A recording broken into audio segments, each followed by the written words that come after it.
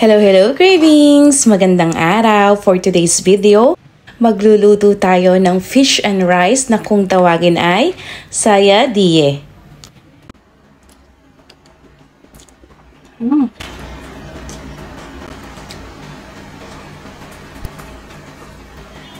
Ang gagamitin nating bigas ay basmati rice. Isosoak muna natin ito sa water for 30 minutes or more.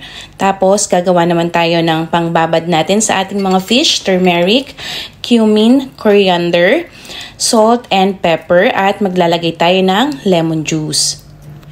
Mix lang natin at ipapahid natin ito sa ating mga fish. Ang gamit ko pong fish dito ay tuna, pero kung wala pong tuna, pwede naman pong kahit na anong white fish. At ang importante sa dish na to ay ang sibuyas na marami. 4 na sibuyas na malalaki ang ginamit natin. Piprituhin lang natin ito hanggang ito ay medyo masunog-sunog. O talagang sunog dahil ang ating kanin ay dapat ay brown color. Ang sayadie naman, merong brown at merong yellow color. Pero yung atin ay brown color. Lalagay lang natin to sa blender. At ito ay pipinuhin nating mabuti hanggang sa maging parang sauce. Pagkatapos natin itong i-blender, igigisa naman natin ito. Meron na tayong cooking oil dyan na mainit.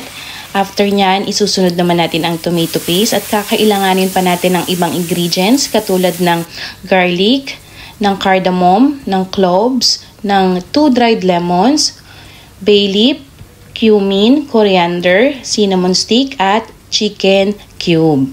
At meron din tayo dyang pangpaalat na asin. Ito po ay garlic paste po ang ginamit natin. Pero kung wala po tayong garlic paste, maghiwa na lang po tayo ng garlic. Igisa lang natin itong mabuti at ilalagay na natin yung ating bigas. Itong bigas na to yung ating sinoak kanina sa tubig, hinugasan natin at nilagay na natin dito. Halu-haluin lang natin at ito ilalagyan natin ng tubig hanggang sa maluto ang ating kanin na para lang tayong nagsasaing ng mga bigas. Halu-haluin pa natin ito. Ang pagluluto lang po nito ay para kayong nagsasaing pero more on water talaga po pag basmati rice. Tapos ipiprito naman natin yung ating mga fish. Hindi naman po kailangan na tuna ang gagamitin nating fish. Basta po yung mga white fish. Katulad niyan, hindi po white fish yung ginamit ko. Pero pag may white fish po kayo, yun po ang ating gamitin. Check na natin ang ating rice. Ayan, pwede na. Okay lang po yan kahit mabasa-basa dahil pag nahahanginan po yan, nagdadry pa ang ating rice. Ang chili nga pala ay optional lamang kung gusto nyo. Kung wala naman at ayaw nyo ng chili, skip nyo na lang po. At ayan, halu-haluin na natin siya at tayo ay magpe-plating na. Sana ay matry nyo cravings ang ating fish and rice na recipe for today's video. Kung interesado kayo sa mga Middle East na pagkain, eto na ang para sa inyo.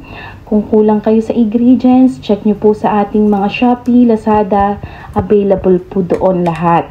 At meron nga pala tayo ditong yogurt at saka pipino at kamatis para sa side dish. Kain tayo, cravings! Sarap magkamay.